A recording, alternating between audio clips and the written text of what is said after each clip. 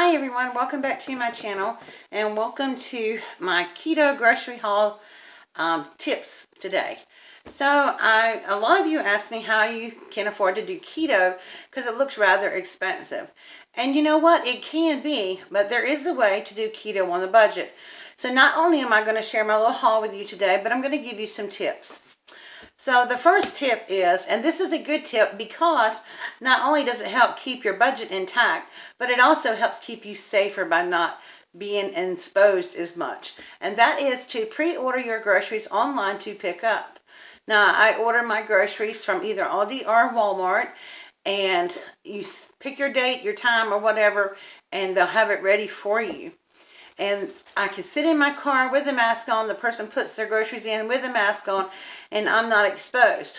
But how does that save you money? Well, it saves me money because I resist those impulse buys.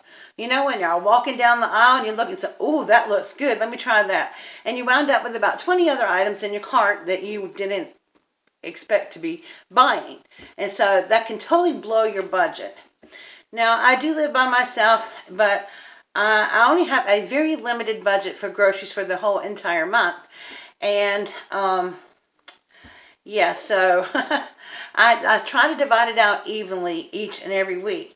Tip number 2 is before you go to the grocery store, go through your cabinet, your pantry, and your refrigerator and see what items that you have left that you may not need to repurchase. I know for me, sometimes I'll buy extra canned goods when they're on sale. If I see, things like green beans or different things like that on sale. Or if I have bought fresh produce and it's still good, and I don't use it all up, then I usually slice and dice it up and either freeze it or put it in the fridge and make my menu using that item first. So go through your pantries and stuff and find out what you do have. Tip number 3. Make yourself a menu for the week. Now, I know a lot of people that menu plan and they just do dinner.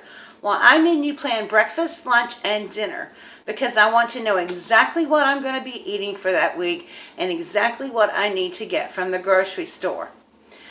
Now, I usually buy bacon every week. This week, I did not buy bacon because last week when I ordered from Walmart, they did not have the bacon that I ordered, so they substituted with an extra large package of bacon at the lower price, I may add. So I got a much better deal on bacon, so I don't need any for this week. So that type of thing. So when I make my menus out, breakfast, lunch, and dinner, then I go through here, and then on this side I create a grocery list and a list of snacks that I want to eat for that week. And that helps me plan my menus. It helps me plan my week. And so if I take my grocery list, and even if I go to the store, I try to really make a practice of staying to that grocery list. But if I order online, I know that I'm going to stick to that grocery list because I'm not going to hunt and peck all over the place for different things. Now, at the first of the month, I do go to the grocery store just to buy meats. And the reason I do that is because I'll get meat that has been marked down and I can easily freeze and have that available for me. But I only do that once a month at the beginning of the month. The rest of the time, I'm ordering my groceries online. And I do supplement with some meat differently, depending on what I'm going to be cooking that week. So let me go through my little grocery haul with you.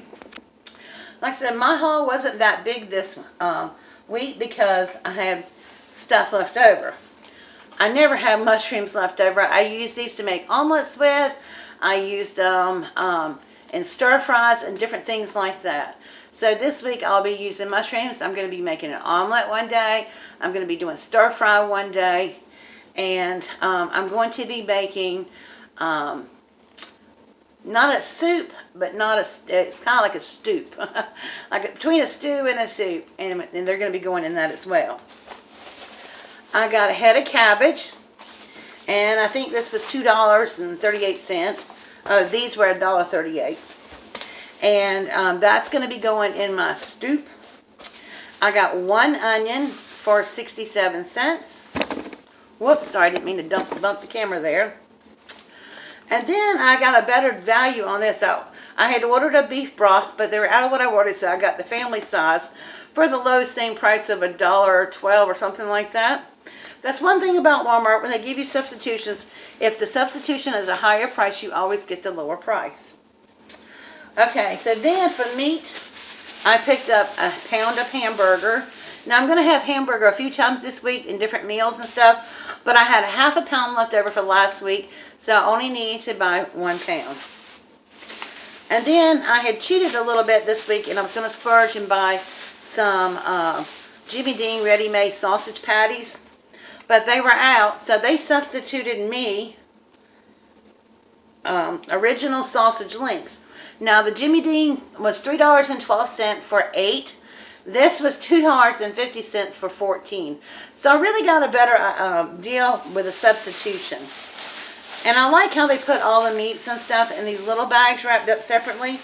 And what I do, tip number 4, what I do with these little bags is when I cut up vegetables or things like with waste and I don't want to smell out my trash can, I put all those pieces in a little baggie and then tie a knot in it so it keeps little things from visiting my trash can. Then I picked up another package of boneless, skinless chicken thighs. Love those. And this is for my big stoop or whatever you want to call it.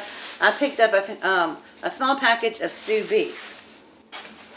Then I got an 18 count of eggs. Now I did have some eggs left over, so I didn't want to quite buy the 5 dozen that I normally buy.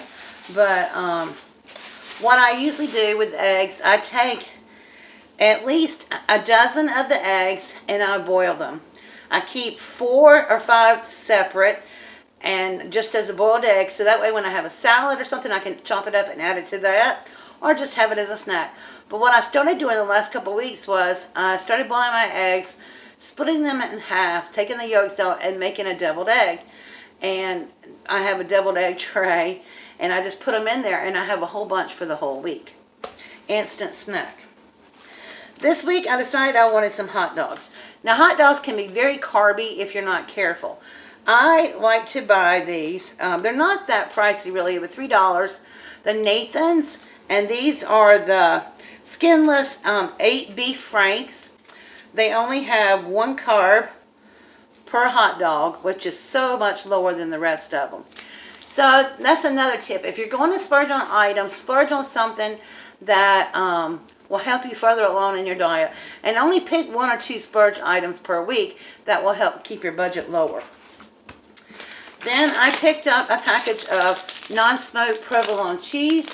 This is 0 carbs, and they don't use that yucky stuff in there to separate the cheese with or anything.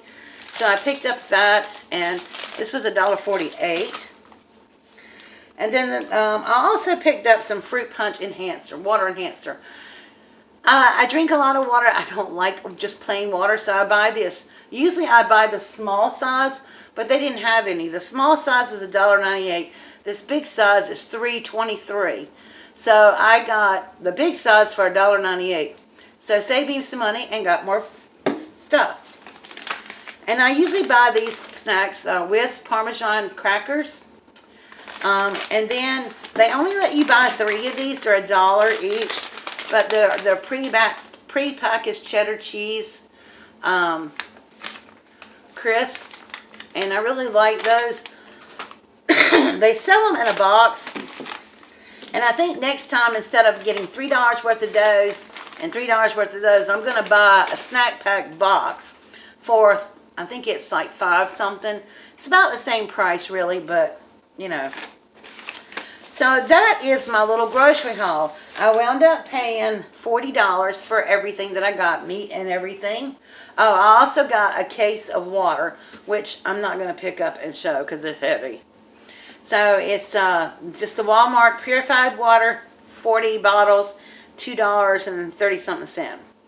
So even though it doesn't look like I got a whole lot this week, I have enough here to do every single meal this week with what I have left over in my pantry and in my fridge from last week. So that's one of my biggest takeaways is survey what you have left so that you don't overbuy and always constantly having leftovers. Sometimes it's hard to do, especially with, I got a big package of asparagus last week and it's still good and crispy. So I will be Sorry about that. My dog's heard somebody in the hall. So, like, it's still crispy. I'll be cooking that tonight. And, I have lots of green beans left over. So, canned green beans. And so, you know, just shop your pantry. Make your food list. Make your grocery list. And then, I mean, do your, let me get this right. Rewind. Shop your pantry. Make your menu for the week. And then make your grocery list. And then order online. And you will save a bundle. And if you order from Walmart, when they make substitutions, they usually give you a bigger pack or, you know, a different brand. Totally, it could be more expensive, but you're going to pay the same low price that you picked on the first one. And never ever go to the grocery store hungry, no matter how you do your shopping. I know this is an old tip and everybody says it all the time, but inadvertently we all do. So if you know you're going to have to go to the grocery store and you're hungry, make sure you stop and take a minute and eat a snack before you go in so that you don't buy more than what you should be buying. And you truly can eat keto on a budget.